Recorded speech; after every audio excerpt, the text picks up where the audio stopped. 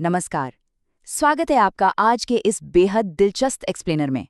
आज हम एक बहुत ही सीरियस और इंटरेस्टिंग टॉपिक को डिकोड करने वाले हैं। जरा एक पल के लिए इमेजिन कीजिए। मान लीजिए कि दुनिया की पूरी इकोनॉमी एक बहुत बड़ी पानी की टंकी है और हॉर्मुज़ जलडमरू मध्य यानी स्ट्रेट ऑफ हॉर्मुज़ उसका एक बहुत ही छोटा सा वॉल्व है। अब सवाल यह है कि हमसे हजारों किलोमीटर दूर समुद्र के इस संकरे से रास्ते में होने वाली हलचल हमारे और आपके घर के बजट को कैसे हिला सकती है। एक छोटे से ज्योग्राफिकल चोक पॉइंट का असर कैसे एक लहर की तरह उठता है और हमारी पूरी इकोनॉमी से आ टकराता है, यही आज के हमारे इस एनालिसिस का मेन फोकस है। तो देखिए, इस पूरी कॉम्प्लेक्स पिक्चर को आसानी से समझने के लिए हमने इसे 5 छोटे छोटे हिस्सों में बांटा है। हम शुरुआत करेंगे हॉर्मुज़ संकट और कच्चे तेल के कनेक्शन से, फिर देखेंगे कि इससे हमारी इकोनॉमी और रुपए पर क्या असर होता है।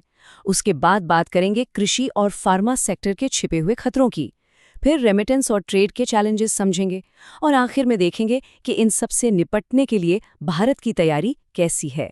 चलिए सीधा पॉइंट पर आते हैं और बात करते हैं हमारे पहले सेक्शन की, हॉर्मुज़ संकट और कच्चे तेल का इमीडिएट कनेक्शन।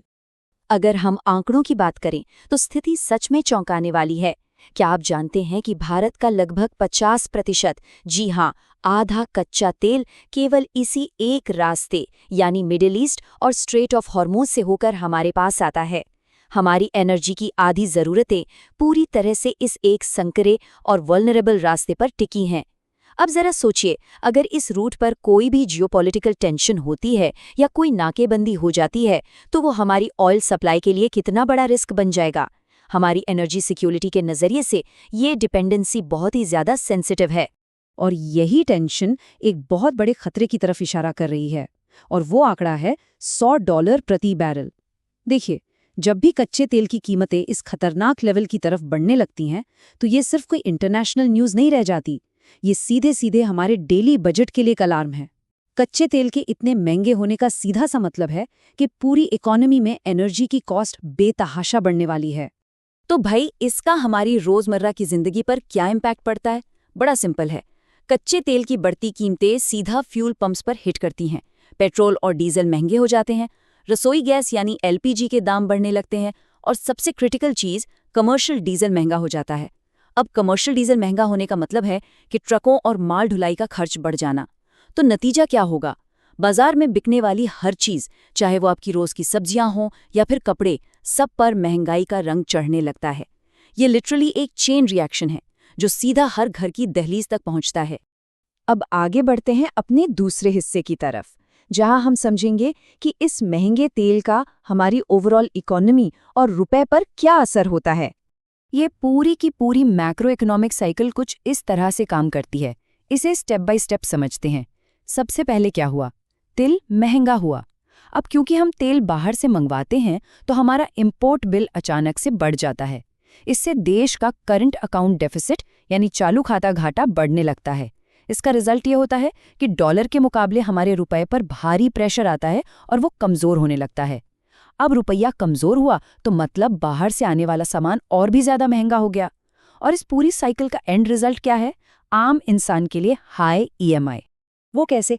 देखिए, जब ट्रांसपोर्ट का खर्च और इंपोर्ट बिल बढ़ता है, तो जाहिर है कि देश में इन्फ्लेशन यानी महंगाई तेजी से बढ़ेगी।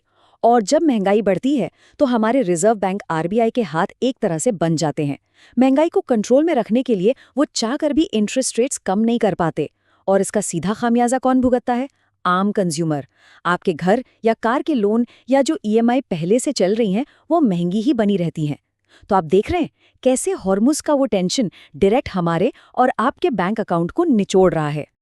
चलिए, अब आते हैं अपने तीसरे और सबसे हैरान करने वाले पॉइंट पर, कृषि और फार्मा सेक्टर पर पड़ने वाला छिपा हुआ असर। अक्सर हमें लगता है कि बात सिर्फ तेल की है, राइट? लेकिन ऐसा बिल्कुल नहीं है। हमारी खेती, जो कि इंडियन इकोनॉमी की बैकबोन है, उसके लिए जो खाद और फर्टिलाइजर्स चाहिए होते हैं, उनका लगभग 40% कच्चा माल इसी हॉर्मुज़ के रास्ते से आता है। बात यहीं खत्म नहीं होती। हमारा फार्मा इंडस्ट्री, जो पूरी दुनिया को जेनेरिक दवाएं सप्लाई करता है, उसका और प्लास्टिक इंडस्ट्री का भी लगभग 35 से 40% रॉ मटेरियल इसी सेम रूट से होके गुजरता है। मतलब हमारे एग्रीकल्चर और हेल्थ केयर जैसे सबसे क्रिटिकल सेक्टर्स भी इस एक जियोपॉलिटिकल चोक पॉइंट के बंधक बने हुए हैं। इसे ऐसे समझिए, यहाँ दो तरह के इम्पैक्ट होते हैं। एक है इमीडिएट असर और दूसरा है डिलेड असर। पेट्रोल पंप पर तो बढ़ी हुई कीमतें आपको तुरंत दिख जाती हैं, लेकिन दूसरी तरफ सप्लाई चेन डिस्टर्ब होने की वजह से जो जेनेरिक दवाएं हैं, खेती की खाद है या इंडस्ट्रियल प्लास्टिक है, इनके दाम कुछ समय बाद बढ़ना शुरू होते हैं। ये एक तरह की साइलेंट महंगाई है जो धीरे धीरे लेकिन बहुत ही गहरे असर के साथ हमारे पूरे सिस्टम में घुस जाती है। अब अपना पर्सपेक्टिव थोड़ा और ब्रॉड करते हैं और चौथे सेक्शन पर चलते हैं, रेमिटेंस और ग्लोबल ट्रेड की चुनौतियां। 65 से 70 बिलियन डॉलर्स। जी हाँ, ये कोई छोटा मोटा अमाउंट नहीं है। ये वो विशाल धनराशि है जो मिडिल ईस्ट में काम कर रहे हैं हमारे भारतीय भाई बहन हर साल मेहनत करके अपने देश वापस भेजते हैं। रेमिटेंस के रूप में आने वाली ये फॉरेन करेंसी हमारी इकोनॉमी के लिए किसी बहुत बड़े फाइनेंशियल एंकर से कम नहीं है, जो हमारे विदेशी मुद्रा भंडार को गजब की मजबूती देती है। लेकिन अब प्रॉब्लम क्या है? प्रॉब्लम यह है कि जब उसी मिडिल ईस्ट में कोई जियोपॉलिटिकल क्राइसिस आता है तो वहाँ की लोकल इकोनॉमी पर भारी स्ट्रेस पड़ता है। वहाँ के डेवलपमेंट प्रोजेक्ट्स रुकने लगते हैं, बिजनेस धीमा हो जाता है और इसका सीधा सीधा असर पड़ता है वहाँ काम कर रहे लाखों इंडियंस की नौकरियों और उनकी इनकम पर। अब अगर उनकी इनकम खतरे में पड़ेगी तो जाहिर सी बात है कि ये 65-70 बिलियन डॉलर का जो क्रूशियल रेमिटेंस है उस पर भी एक बहुत बड़ा रिस्क मंडराने लगेगा। और बात सिर्फ रेमिटेंस की नहीं है, इंटरनेशनल ट्रेड के लेवल पर भी बड़ी दिक्कतें आ रही हैं। हमारे कई बहुत ही एम्बिशियस और स्ट्रैटेजिक ट्रेड प्रोजेक्ट्स अब स्लो होते जा रहे हैं, चाहे वो India middle east Europe economic corridor IMEC हो, चाबहार पोर्ट का डेवलपमेंट हो या फिर international north south transport corridor INSTC हो। इस टेंशन की वजह से ये सब बुरी तरह से इम्पैक्ट हुए हैं। इसके साथ ही इस अशांत इलाके से गुजरने वाले जो मालवाहक जहाज हैं, उनका फ्रेट और ट्रांजिट इंश्योरेंस कॉस्ट बिल्कुल आसमान छूने लगा है। कुल मिलाकर दुनिया भर में व्यापार करना अब काफी महंगा हो गया है। तो अब हम आते हैं अपने एक्सप्लेनर के आखिरी और सबसे जरूरी हिस्से पर। भारत इन शॉकवेव से बचने के लिए क्या तैयारी कर रहा है? देखिए, गुड न्यूज़ ये है कि हम इन झटकों को ऐसे ही नहीं झेल रहे हैं। भारत एक बहुत ही प्रोएक्टिव अप्रोच अपना रहा है। शॉर्ट टर्म में किसी भी तेल की कमी से बचने के लिए देश अपने स्ट्रेटेजिक ऑयल रिजर्व्स का बहुत ही स्मार्टली यूज कर रहा है। इसके अलावा हमने एक बहुत ही क्लेवर मूव चलते हुए रूस जैसे देशों से अपना तेल मंगवाना शुरू कर दिया है ताकि हमारी सप्लाई चेन बनी रहे, और साथ ही नए और ऑल्टरनेटिव ट्रेड रूट्स की तलाश भी जोरों पर है। सच कहें तो इन्हीं मजबूत कदमों की वजह से फिलहाल हमें इमीडिएट कोई बड़ी किल्लत नहीं दिख रही है। ये एक बेहतरीन शॉर्ट टर्म डिफेंस है। लेकिन, और ये एक बहुत बड़ा लेकिन है, डिफेंस और इकोनॉमी के एक्सपर्ट्स हमें लगातार एक बहुत सीरियस वार्निंग भी दे रहे हैं।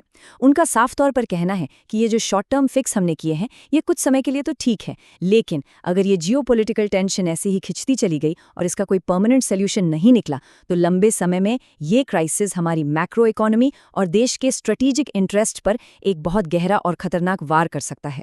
और बस यहीं पर आज का सबसे बड़ा और सोचने वाला सवाल खड़ा होता है। हमारे ये जो क्विक स्ट्रैटेजिक मूव्स हैं ये तो हमें आज के इस क्राइसिस से बचा लेंगे, लेकिन अगर दुनिया का ये तनाव एक लंबे कॉन्फ्लिक्ट में बदल जाता है तो क्या हमारी घरेलू इकोनॉमी एक लंबी लड़ाई झेलने के लिए सच में तैयार है? क्या हम उस लॉन्ग टर्म शॉक को एब्जॉर्ब कर पाएंगे? इस सवाल का जवाब तो आने वाला वक्त ही देगा, लेकिन इसके मैक्रो लेवल इम्पैक्ट को समझना हम सबके लिए बहुत जरूरी है। तो आप इस बारे में क्या सोचते हैं?